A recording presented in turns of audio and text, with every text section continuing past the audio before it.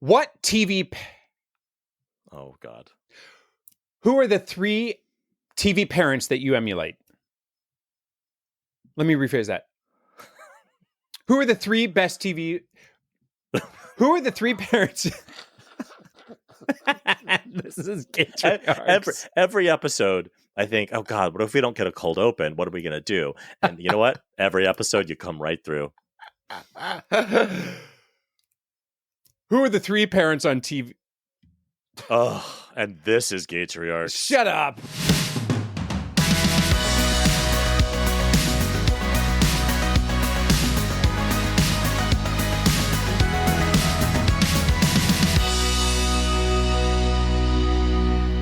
So my daughter is a big screen watcher. Mm-hmm. I think we've already talked about it. My constant preoccupation is please get off a screen, right? But she does, when she switches from her phone to the TV, I like it because at least on TV, there's a beginning, middle, and end. Even if she's watching, insufferable bad Disney teen stuff, which actually doesn't watch that much. But anyway, recently she's been mainlining Modern Family, which so good. Hey, so good. That's I mean, when I hear that in the background, it is very hard for me to not sit down and watch with her, which is really fun, right? So the other day they were watching she was watching the episode about, the show went for 7 years, right? So there was some Mother's Day show, and it's the one where Cam and Mitch, Cam is being, pigeonholed as the mom in the relationship. And you watch this and you're like, oh my God, every gay couple goes through this. Like, who's the mom? Or in some douchey moment, somebody's like, here, I brought you a rose. Which one do I give it to on Mother's Day? And you're like, oh, geez. And we all have our own reactions to it, right? But Cam's reaction to it is, of course, very funny. So I say, I'm laughing out loud at, the antics of Cam and Mitch. And my daughter goes, oh, you are so Cam. And I'm like, how dare you? And then I think, wait a minute. Why shouldn't I be happy to be Cam? No, you're Mitchell. Mitchell up and down. No, listen. So I wanted to ask you what parent are you in Modern Family? And before you identify it, though, let me tell you, who I am is the mom. I am absolutely, what's her name? Ty Burrell's mom, Claire. What's her name? Claire. I am absolutely Claire. You're Claire. I am 100% Claire. I'm the over-organizer. I'm the over-freaker-outer. I am the one who makes the shit happen. That is the character I most identify. Right. I didn't know we were opening it up to all the characters on the show. No. If it was just Mitch and Cam, you're a Mitch. But no, you were 100% a Claire. I am 100% Claire. Yes. I'm Ty Burrell.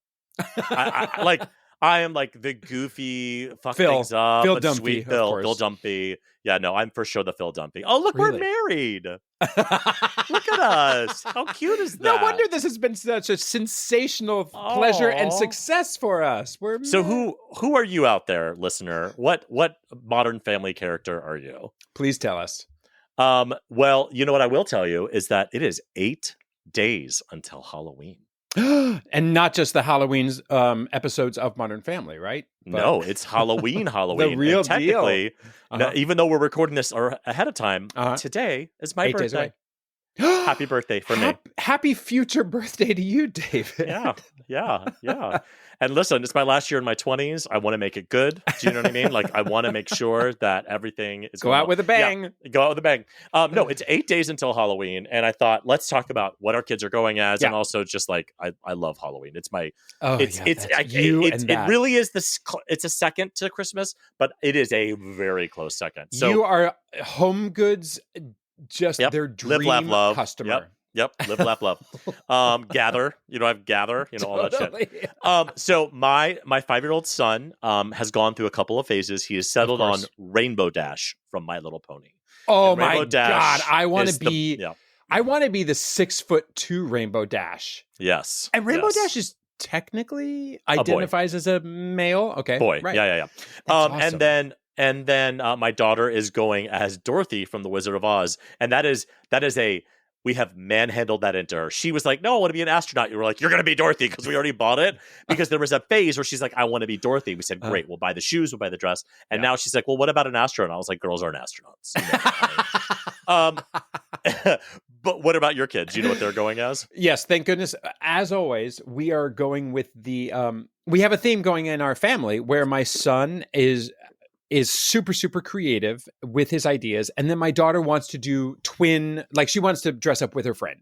Last year they were mustard and ketchup. This year, I believe they are going to be hamburgers and hot dogs. And luckily they are store-bought costumes from Target. Thank goodness. Love so it. that makes it a lot easier. Not exactly like, what is it, Katy Perry or Taylor Swift at the end of the Calm Down video, remember, where she and Katy Perry hug at the end of the video. Okay.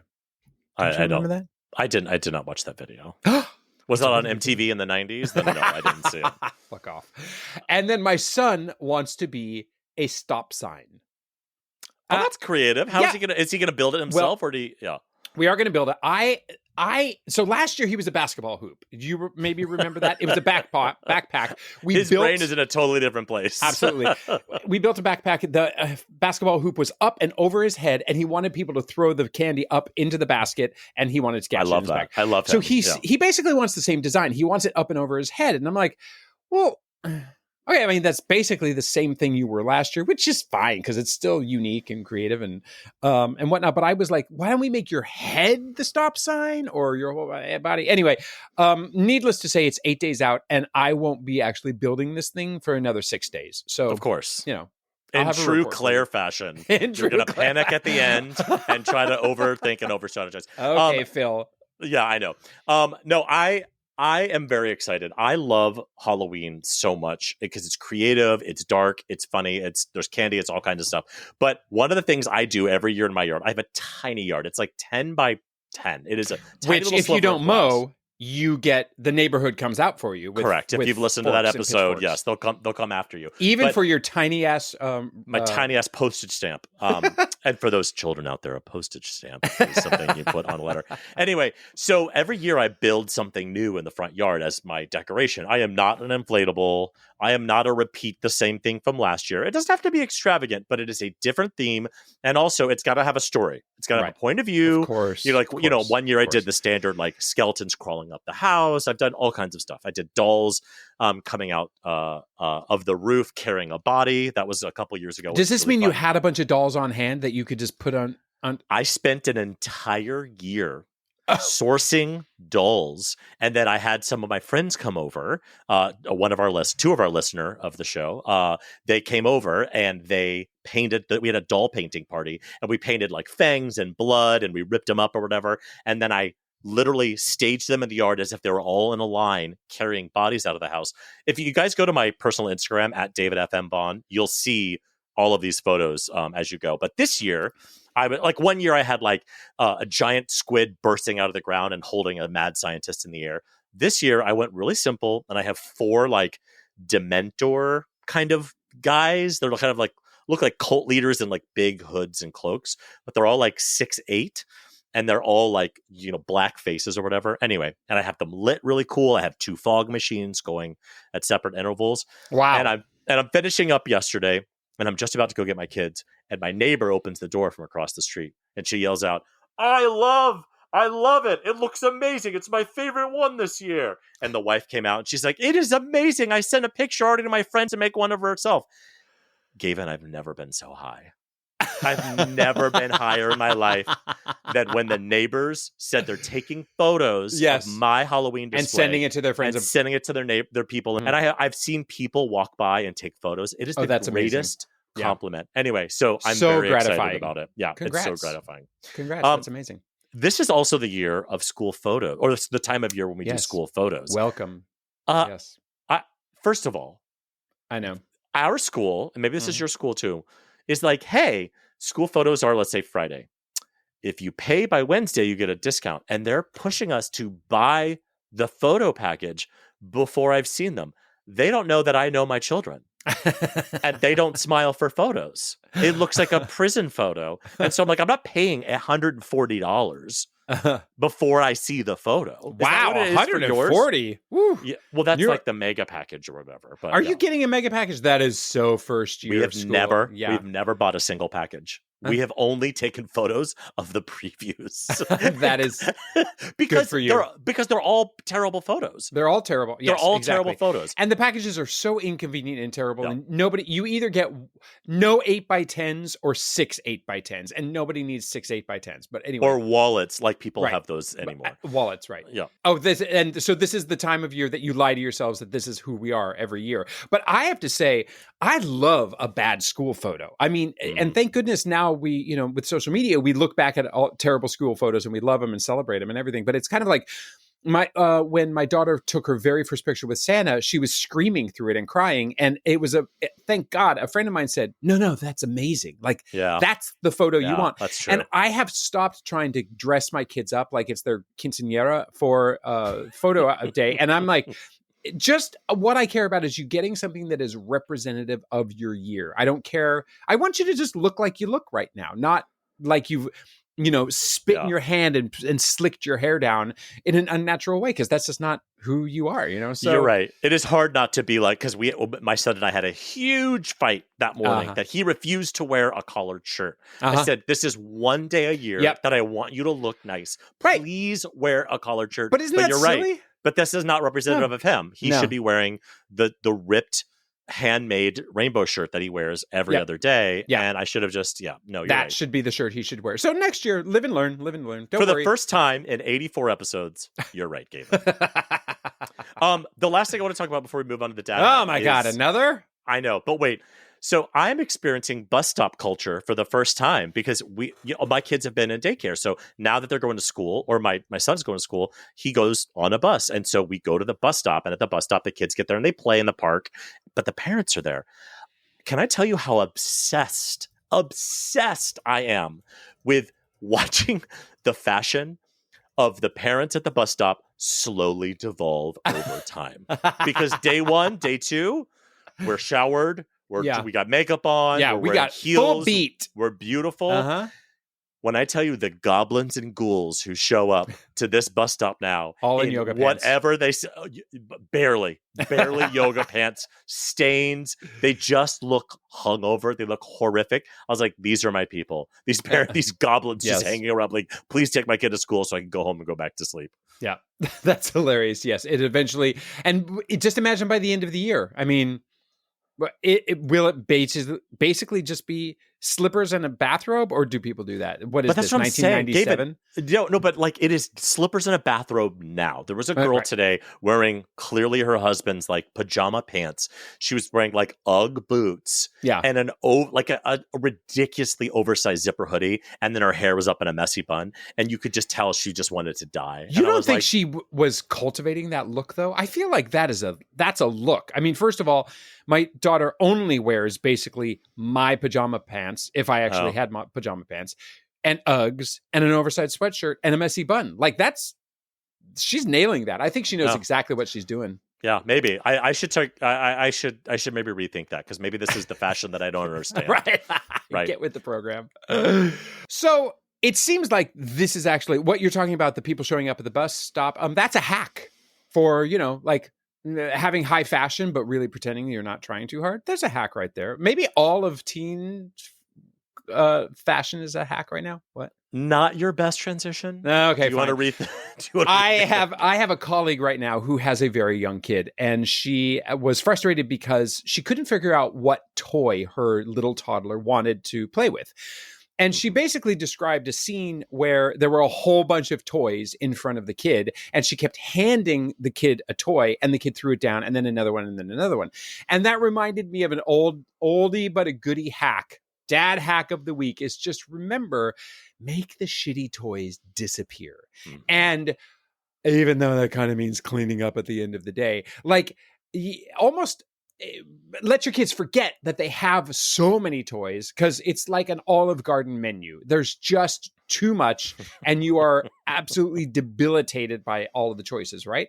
And just so I said, just think about putting all the toys away and taking out one at a time and being like, here's your toy for a while, and see how that works. And then hopefully it's a delight and surprise every single day when you bring out, look at me, a new toy, and they're delighted. So Reminder of that dad hack of the week. We do a similar version, which I think we talked about before, but it's the lazy man's version of that, where we like halfway through the year, we'll just bag up half the toys and throw them in the basement. And then 6 months later, we bring them back up and they feel like it's fucking Christmas. They're like, where did you get all these wonderful toys? I was like, oh yeah. I got them for you kids. And it's the same shit they've had. But when it's all in front of them all the time, like you're saying, it doesn't become special. But when they're in the car and they have one thing, that's it'll keep their attention forever. Yep. Love that. You know what I don't love? What don't you love? Our top 3 list. Gaytriarchs top 3 list. 3, 2, 1. So this week is my week. This week it is the top 3 gifts for kids you don't know. This, with kids in daycare, I'm constantly going to parties to children I don't care about or I don't know. Yeah. But mostly the kids I don't care about. So here's my ideas for like, you got to get them something, but you don't really know the kid very well. Here are the top 3 gifts for kids you don't know. And number 3, they sell these at the grocery store. They're unicorn marshmallows. Oh. There's a bag and they're cute. They're like twisted. They have like little horns and they're colorful and they're just marshmallows. And there's like 5 or 10 in a pack. You give them to them. They're exciting. They eat them and then they're fucking gone. Easy. Love it. Number 2, this is a little Gavin Lodge of me because it's from the 1920s, but it is, I think to this day, still the funniest thing my kids play with, a whoopee cushion. Oh yeah, totally. All ages, all genders, all kinds of kids. They love a whoopee cushion and they're $1. Yeah. Or $1.25. Go to the $1.25. That's a very, very good call. And my number one gift. Now, this is a $20 gift, but it is so fun and so amazing and genderless and ageless. It is a zero gravity remote control car. Have you seen these? The cars that like go on the ceiling and on the walls? Yeah. So they're like it's this tiny little car, but it like basically turn it on. It sounds like a vacuum because it is vacuuming itself to the wall. And then you drive it like a normal remote control car. It is so much fun. My husband and I will literally play with it when my kids go to bed. We are playing with this car that's on the ceiling and it's super fun. The kids love it. It's easy to operate. It's $20 and it just takes it charges. It just charges into the wall. So number 1, the zero gravity remote control car. What about you? Love that. So I did like thinking about this, about the kids, but in particular, kids I don't care about. And so you feel like you have to impress the parents even less, but it's not too difficult to do some of these things. Number 3, a book and a stuffed animal, like a little one. Like, and because then you're kind of like, here, I'm trying to make your kids smarter. Like I give a shit. But like a book and a little stuffed animal, a little stuffy. And, the kids hate the books, but they like the stuffed animals. But you can keep it under, frankly, $20, luckily. Number 2, go to Staples and just get a big old bucket of markers because they're only like $12 and you can get really cheap, basically interesting stuff for like a 5 to 10-year-old at Staples. And it's way cheaper there because it's obviously not a toy store. So lots of surprises to be found at Staples. And number 1, a case of soda pop. What I mean by that is like the bougie, funky sodas that are like, they have funny names like Snot Nose. There's a brand that has funny like Garbage Pail Kids kind of names. For the children in out there. Garbage Pail Kids were... Anyway, and like a case of those are $20. And then the kids get, first of all, it's a huge gift. It's heavy. They think I've gotten something really cool. And it's a gift that keeps on giving. So those, I can't even, oh Jesus, why didn't I think to actually Google the name of him before I came on here? But because you probably just wrote that list while I was doing my list. I did. I know you did. I've met you. This is episode 84. I know you, David. 84. Oh, Phil. This is why you love me. All right. So Claire, next episode, what is our top 3 list going to be? Phil, do you think I've had a single moment to think about something like this? I have been working nonstop since 7:30 this morning. Who are the 3 best parents on TV? Our guest this week is a licensed professional counselor and board-certified sex therapist at Sadler Bridges Wellness Group, where he specializes in those tricky topics that many might shy away from, like infidelity, ethical non-monogamy, and fertility challenges. Today, we're going to see if he can tackle the trickiest topic of all, figuring out what's wrong with Gavin. Please welcome to the show a fellow gay dad and a fellow He-Man fanatic, Jamie Boulding-Bridges. Hello. By the power of Grayskull, welcome to Oh, that would have been a better Gaytriarchs. intro. That would've been so much better. Maybe you should figure out what's wrong with me. Come on. Jamie, how has your daughter driven you bananas today? Oh God. All right. So it's not so much bananas as it's just, there's those things that dads, I think, really look forward to happening with their kids for the first time. And mine, I loved like pretend games as a kid. So I've been waiting for them to start creating like fully fleshed out characters with names, not just like, here's a cat. What is it? It's Mr. Cat. It's like backstory. I went into their personal traumas. Thing. Yeah. Uh-huh. Like we were in the bath yesterday, like playing with her, and she's like, bought her these mermaids. And I was like, what are their names? I'm just like, this is Creamy, and this is Trishelle. Okay. Okay. And the backstories, there were no backstories except for the fact that they now have these like stripper names, which is fine. I mean, more power to them. I sent it to my sister, and she just sent back like #OnlyFins. That was like the only response to that. So now that is awesome. All right. That is awesome. Yeah. I definitely thought you were going to say, I've been looking forward to the fully fleshed out creative imaginative play. And now I want it to end. And now I want it to stop. Because I hate it. Yeah. Because my son right now is in the phase where he's like, hey, pretend that we're at a grocery store. And I'm like, great, cool. And he's like, and then pretend that you walked in, but then you didn't have money. And then pretend that. And I was like, baby, are you reading the script to me? Or do I have lines in this play? Yeah. Because I am a professionally trained UCB improv actor. I know how to yes and this. Don't give me the script. How old is your son? He's 5. That's exactly the place we're in. We like call it like the confused director, where it's just like everything is like, no, but I didn't say that. We're like, don't do that. I'm like, okay. Yeah, not like that. No, don't stand there. You're supposed to stand here. My other favorite thing that my daughter did last night, which makes me fucking howl with laughter, but it's really frustrating, is when you're like, hey, let's play ice cream store. And she's like, great, what kind of ice cream do you want? And I'm like, I'll have chocolate with sprinkles. She's like, we don't have that. Bitch, this is an imaginary ice cream shop. You have all flavors. Or I'll be like, can I get chocolate sprinkles? She's like, we only have rainbow. I was like, what sort of fucking shitty place is this? Anyway. Gavin, that was the lawnmower. That was the lawnmower. Hot one or not? Not the hot one. Every single Friday around this time. Actually, they're an hour late. They are definitely 66 minutes late.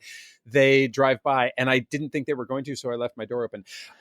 Layering on to the yes ands and the imaginative play, because this is clearly not an episode about you, Jamie, just David and I talking about our own kids. Yeah. I never thought my daughter was ever going to get out of the phase of saying, pretend this, pretend that. But then also her play was just making up names the entire time. She would say, well, pretend my name is Conflatchamelon. And she was very creative with the names. And then she would name everybody else in the circle. And all of her, sometimes she would have friends, I don't know, 3 friends over at the same time. And she was just naming them the entire time. There was no story.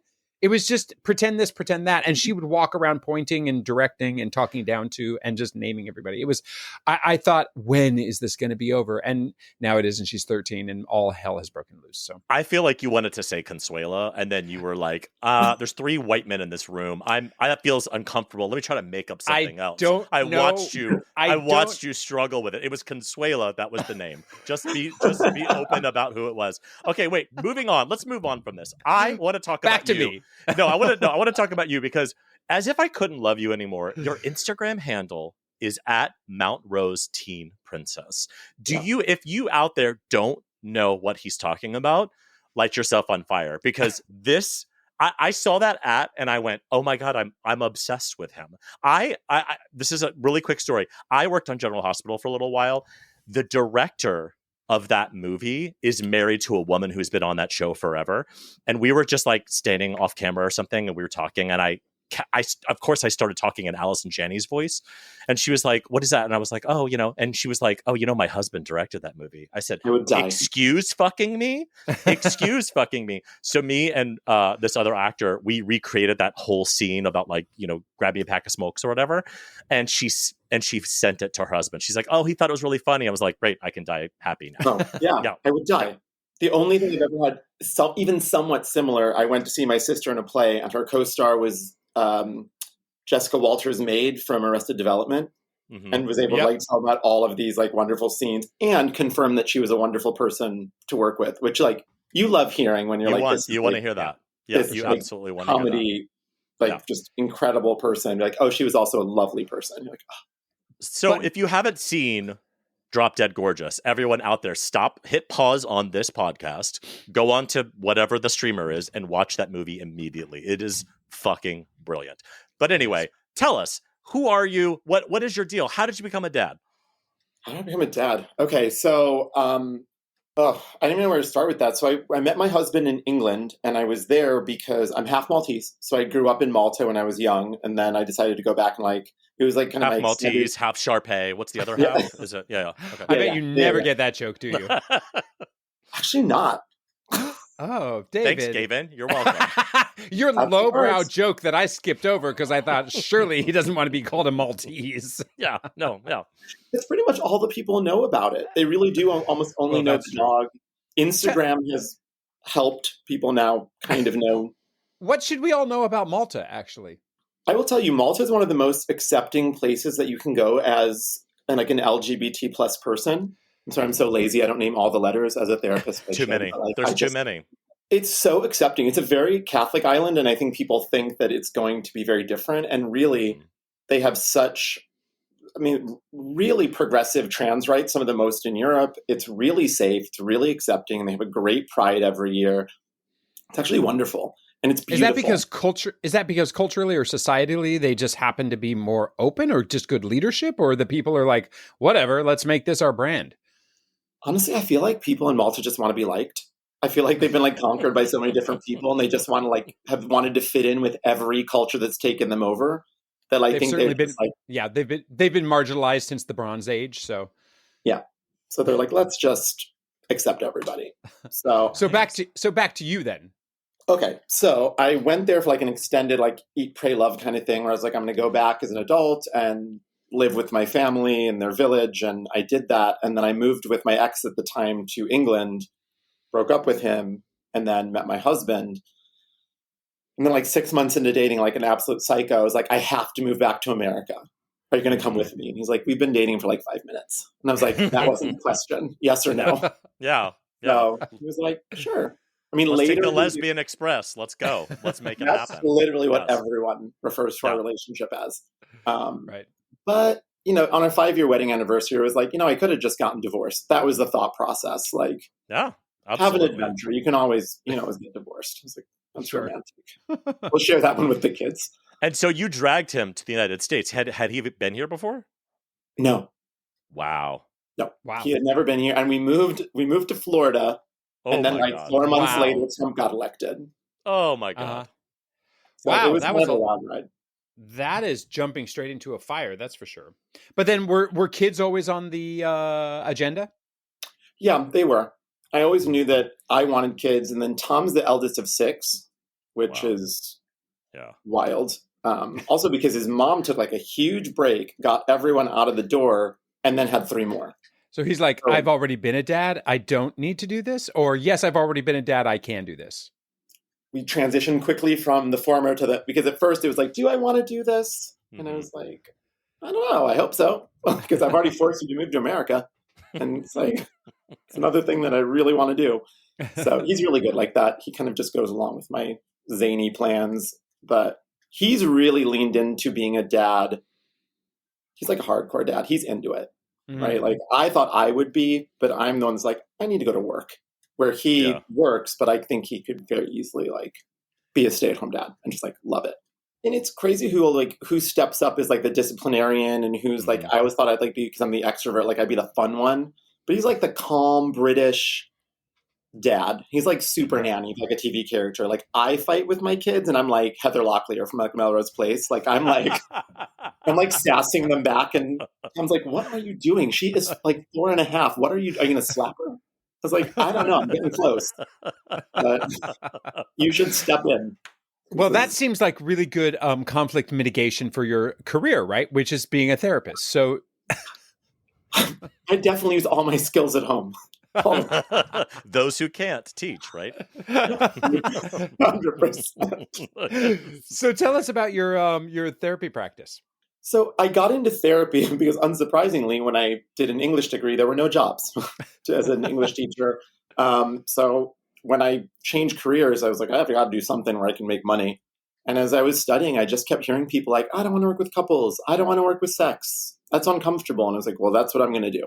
Wow. That's literally what got me into it. I love it now, and it is very rewarding. But at first, it was like, I need to make money, and I'm going to do whatever anyone else doesn't want to do. Mm-hmm. Yeah. And then, working with couples and then sex, and then having my own children, I realized you really do need to understand the fertility process for a lot of people, because having a baby, if you're a cis couple, a gay couple, a trans couple, like, it's not easy. No one tells you that it's not easy to have a kid. Like, you grow up Catholic especially, and they're like, you're going to meet somebody, you're going to breathe on them, and you're going to get pregnant. Yeah. You're going to drink from the same water fountain, and boom, you're pregnant. That's it. And it's like, that's not the case. So now my infidelity was not my first choice. That just kind of fell in my lap, and it's something I tended to be good at, and I don't have a lot of judgment for people. So that just and a lot of people cheat on their partners. So that just became kind of my lifeblood for my practice, which sounds awful. Like, your misery is my gain. It's like, that's okay. A couple episodes ago, Gavin was talking about how 9/11 was really good for his tips that day. So listen, you're in a safe place. Okay. I do love the level of dark we could get. Oh, plenty now dark. Much darker. Yeah. I love that you did say you have a low level of judgment, but I would imagine that you also are a good judge of character. I mean, how often do scenarios shock you, or by now have you heard it all and you know exactly who? The second they walk in the door, you judge that character and you know who they are. I'd say I get shocked less. I will say a time that shocked me, and I continue to be shocked thinking back on it. I worked with a woman, and it took me like 3 months to realize I was counseling her and her affair partner, not her and her husband. Like, you had always assumed it was her husband the whole time, yes. And then you were like, wait a minute. Is the call coming from inside the house? Because they're here. Okay. Oh my God. 100%. All right.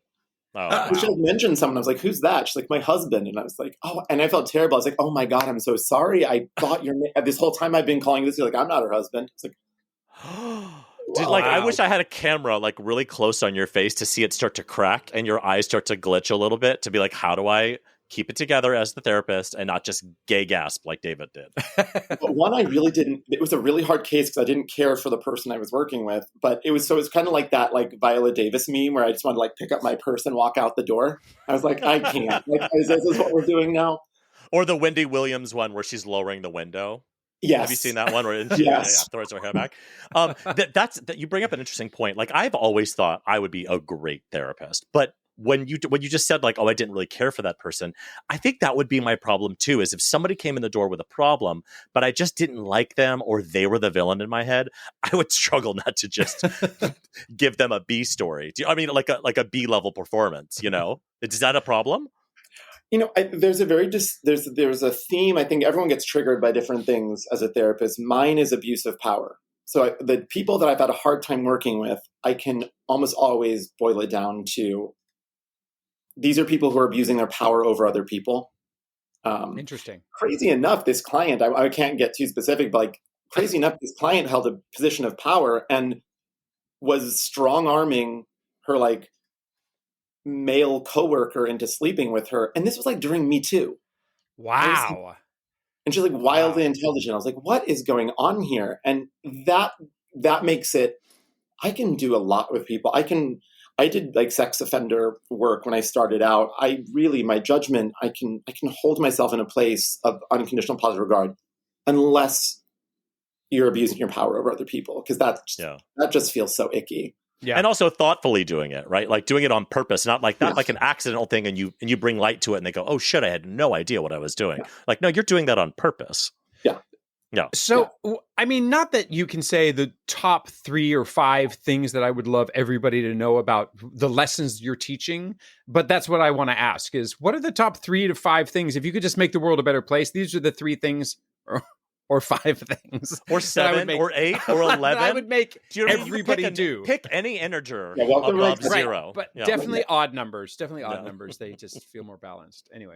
So, I mean, you mentioned in the beginning, I do a lot with ethical non-monogamy. One thing I would share with people is it's not a Band-Aid. That's a big one. I wish I could share that with all the people that come in. If you're coming in to tell me what you're missing in your marriage and you're going to fix it by adding someone else, that's not going to work out.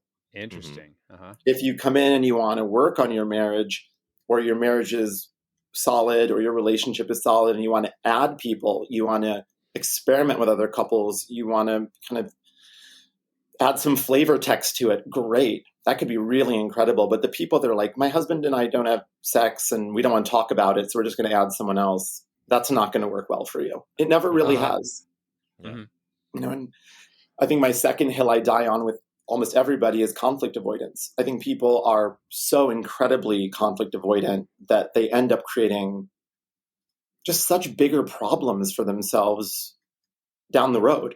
And it always comes to light. Conflicts always worm their way out. Yeah. And I just wish people would teach their children, especially, like, have healthy conflict. Talk to people. Tell them what's going on. I mean, that's a common thing I feel like I see a lot on like parenting TikToks where they're like, make sure that your kids see you in conflict with your partner or with a kid, but then it's the resolve afterwards. It's like, we argued over who's supposed to carry the groceries in, and then I apologized, or then I said, well, then how about we meet in the middle? Them seeing that is more important than you hiding the conflict. And I think I imagine that's true for adult couples too. It absolutely is. And I think I can't speak for all of us, but like the generation I grew up in, people excused themselves when the fight got bad. Like when they said, okay, we're going to take this, like, we're going to go back to the bedroom, or but you would still hear it. You knew it was happening. Yeah. But you never know how to resolve it. So people get really good at, how do I get into fights? How do I get triggered? All of that. But we have no idea how to exit our pattern, our kind of like fight cycle. Something this also makes me think about too is my daughter is a 13-year-old and she's just living a complete Snapchat texting life an awful lot of the time. All of the conflict can often escalate very quickly or just start via text. And it obviously it quickly escalates there. And I always want to say, listen, just pick up the phone and call this person. If you feel betrayed by your best friend and you say, I don't understand why she's acting this way, I'm like, trust me, I know it's so scary. It is so scary to reach out and call somebody, but it's going to be 100 times faster and you'll resolve it faster. But this generation, they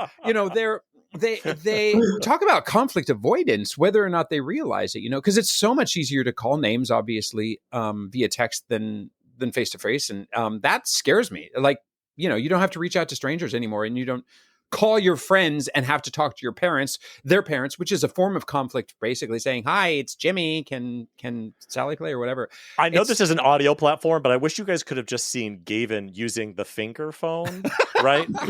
I'm honestly proud that he didn't use like the tin can phone, because that's the generation he grew up in. But you're right. Like I think I fall into that trap a lot, the conflict avoidance of like, fine, you're going to be shady, I'm going to be cold back to you.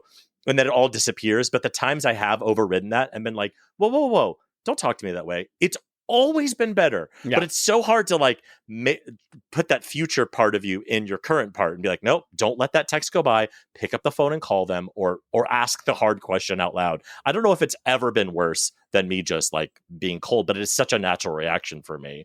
And I don't know if that's because of technology or because I'm just a fucking coward. I don't know. Well, this is a therapy session. Jamie, will you tell David what you think? Do not invoice me. Don't invoice me. Well, I think the misconception too that conflict is hard often with strangers, and that the people you're closer to, we're close, we're connected, we can talk. The reality is, I see much more conflict avoidance. Exactly, much more conflict with strangers, and so much less with. I was just in California this weekend with my sister, and I went to like 3 of her shows. And like, a theater company that she's been part of for 20 years, they're like family, like an incestuous family.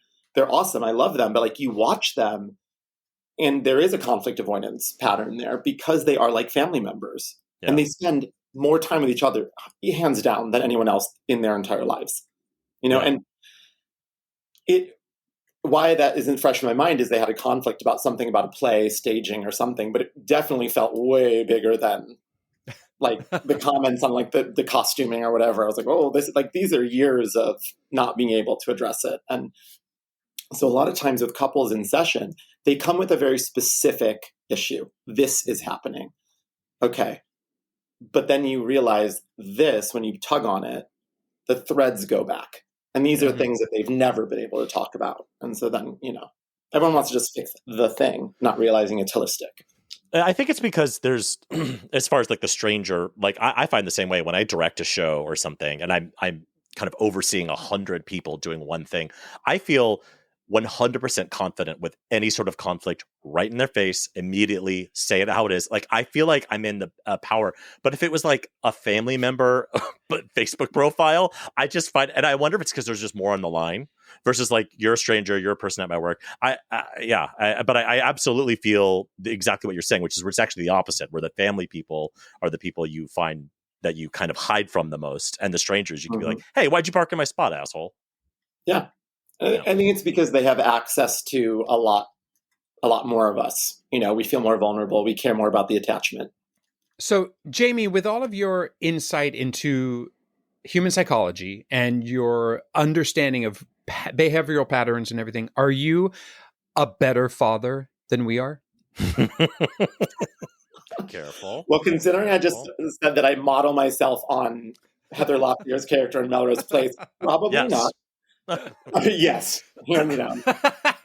How much do you already drive your daughter and your husband crazy with your, say, therapy speak or psychobabble or all of the above? So Tom's thing is, I say things are powerful. That's a very therapy thing. Like, that's so powerful. So now he just like preempts it. If something happens, is that powerful? I'm like, okay, you are not getting laid tonight. Tell me how powerful that is. My kids are still a little too small. I think like being like 4.5 and 3, they don't quite get. I try to do therapy with them and they're just like, oh, like a bird. You know what I mean? Like, they don't even like listen past like 3 words. They're like, who cares?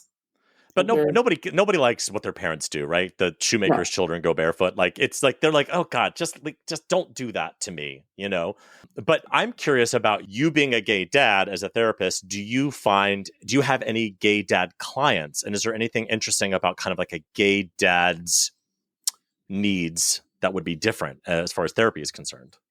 Well, I think that something that's interesting about the gay dads that I work with is, and I guess this is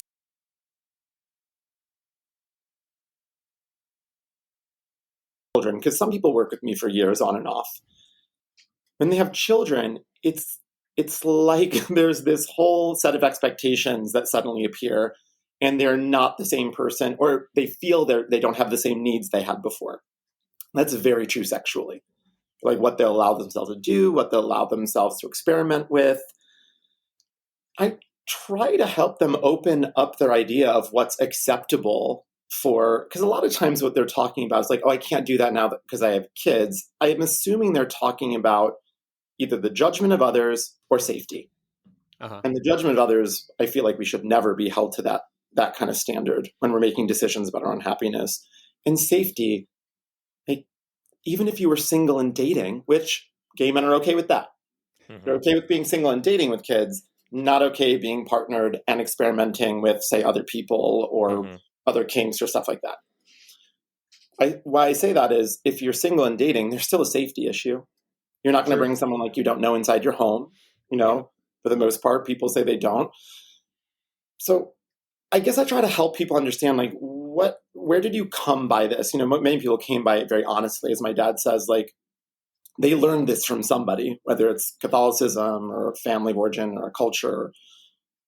What's going on? Why are you suddenly, you have a child and now all of a sudden you can have no needs of your own? And that's a big one. And it's very pronounced with gay men. I think it's because there's a weird set. This is literally why we started the podcast. It's because I feel like I felt the sanitization that was expected of me the day I became a dad. that sex and my career and my life and my hopes and my dreams and all the things that don't involve me taking care of this child were to go away, or that was substandard. That was not the gold standard. But I think it's all, the thing underneath is that like, ew, gay sex. I think that's all it's like. If you're going to be part of our club, the straight saying the parent club, then keep the sex away, because that's the grossest part, right? And I think that is maybe part of what it is that like we feel that pressure. I've certainly felt that pressure that like, oh, like you as a couple or you have a husband or E&M or whatever has to go away because your kids are everything. And we all know those parents who their kids are their lives and they did drop everything else and they're shells of human people. They're not even, they're just, they're staff at that point. I mean, I meet them when their kids are 18 and they have zero idea who they are. Mm-hmm. That's like, those are really hard sessions. I mean, you have people that are like waking up from this 18-year fever dream. Like, who the fuck am I? I'm like, I have no idea, because you're still only talking about your child going to college. This is a who am I session. And we've only talked about this kid, going down to Berkeley and what that weekend was like for them. We still haven't been able to talk about you at all. I remember as a kid, the times I enjoyed my parents the most, and I was a perfect child. You can ask my mom; she's our listener. But the times I enjoyed was when they did something that didn't involve me at all, and I got to learn a little bit about them. Like my dad was really into baseball; he'd go to these like baseball camps and everything. And I just thought it was like, and I would get to go visit him at his baseball thing. I thought that was really cool. But then, I know we all know parents who are just like, I don't have any hobbies anymore. My hobby and my life is my child. And when I hear that, I go, oh God, look at this head case. And it's so hard because like no one at daycare really wants to hang out with them. It's not like they're the ones where you're like walking out there and you're like, do not go over to her. It's like, we don't want to talk about we don't want to go out to dinner with you and then talk about our kids for 3 hours. It is so hard not to talk about your kids, though. It really, really is. But you have to put it in front of mind. I know it is, but like you have to. It's the same. It's the default. It's also when somebody's telling you a story about their kid, you have to fight the urge to be like, and then my kid. You're like, nope, just hear their story. But you're right. It's a default setting. Yeah. So, Jamie, how do we avoid just becoming shells of ourselves and losing all sense of personality over the next 18 years? Well, I went with a friend of mine to this Chapel Roan concert a while ago, a mom from the daycare, and her secret is we just took a ton of mushrooms. And then, perfect. Then we didn't talk about our kids the whole night. Awesome. We were just like drugs. Traversing like a sea of angry lesbians who were kept telling her husband, "This music doesn't belong to you." And he's like, nobody yelled at you, or they could just see the queer rainbow all over your head. Oh yeah, I was just like living my best life, just like heart-shaped glasses hanging on my husband. My husband's like, good God, 10 years later, and I'm still being like drugged around by this psycho. Yeah. I mean, I blame him. You Totally. you showed him who you were right away. You said, move to America, bitch. And he said yes. So it's on him. Yeah. Even though this is an audio medium, I have been staring over your shoulder for a while thinking, what is that Christmas tree? Wait, what on earth is over his right shoulder? And then I look carefully and I think, that's a toy collection. That is definitely a toy collection. Can you take us through it a little bit? Yeah. Is this how you are maintaining your own sense of self for the next few years? Is toys? Yeah, I mean, these are all toys from my childhood. So all of them are like 80s and early 90s toys. And I don't keep them at home because then my kids will want to play with them. And I don't know how to explain to them, like, you can't touch those. They're like daddy's toys. Like, I don't know. Gavin has his collection, but it's just a stick and a wheel. That's it. Yeah. So. Good. That was good. That was good. I will say clients love it, though. That's something that's been helpful. I started bringing more and more in because clients, when they get nervous, they'll talk about it. I'm like, okay. And then I just find I try to find weirder and weirder ones. You can't see it from that far away, but someone made something called Larvae, and it's like a little Barbie that's a larva. It's like... That's a conversation starter. I mean, people love larvae. They just love it. So I keep her front and center, and that'll be the sequel to the Barbie movie. We'll see how Margot Robbie does with that. Let's hope. Just a little maggot who can do everything. Maggot. Her Maggot. tagline is teenage fashion maggot. So I was called that once in middle school, but I think it was pronounced differently. So tell us some funny stories about being a gay dad or being a dad in general. I think to stay on the topic of sex, I think what's hard with children is that children are noisy every moment of the day, except for when you want to have sex. Then they're like a ninja. They're like ninja. Jennifer Garner from Elektra. They just like appear next to you, like a you know what I mean, like a little breeze, and there she is. Like, hello. You're like, oh, Jesus Christ. How did you I've been ignoring you for the last 2 hours, haven't heard a single word you've said, and now I can hear a pin drop, of course. Yeah, exactly. You're like, oh, there you are. And that's been wild for me, having to like just realize that we have to squeeze our lives around every whim for like these little like terrors that are like 3 and 4. Also, something that I found really shocking, I've never experienced a terrible 2. 3 was a fucking nightmare, and is, because I have one that's 3 now. 2 is so cute. Like there was like little things, but 3 is like, maybe it's what 13 is going to be like. I mean, I remember 3 being really, really tough too. So I don't know. Just you wait. I was just going to say, there's a just you wait coming for you, Jamie. It's all just different and all terrible and wonderful. It's all different. Yeah. And every kid, I think, is also different, because my son was the same way. When he went through 2 and 3, he was like sometimes shitty, but like in general, like not really a big deal. And I was like, oh, I got this parenting thing down. My daughter was like, hold my beer. I'm going to double up because she is 2.5 now. She'll be 3 in January. And I was telling my husband this morning, I was like, she's the hardest kid in the world. Like I don't even know. She cries all the time, every day about everything. She doesn't listen to anything I say. She'll just say, "No, I'm not leaving. I'm getting in the car," and she'll stare me down, and I'll like I get a little nervous about it. So like I think I'm paying for the easy one. I feel like they always give you the hard one second, because if not, you wouldn't have had another one, right? Nope. They have to like first give you the easy one. And so this is a story that I love, and I tell it frequently. And this kind of ties into what we talked about, the ickiness of sometimes, like, I think straight people having to like confront our actual gayness and having men around children. So we had put off taking showers with our kids. I don't know why, but I finally did with my daughter, and I took a shower with her. We got dressed. It was fine. She was like, that was so fun. I was like, it sure was. We drove to our friend's house, little boy her age. At the time she was 3. We walk in. That time has been the first time she'd ever seen me naked. And she walks into this house, and she walks up to her little friend who's getting changed, this 3-year-old boy. And she looks over and she looks at me and she goes, "Oh my God, Daddy, that penis is so big." There's a lot to unpack here, Jamie. A lot to unpack. Yeah. I was the cutting, like when my husband looked at me, I could tell he was like just wanted to die laughing, and I was like, okay. Yeah.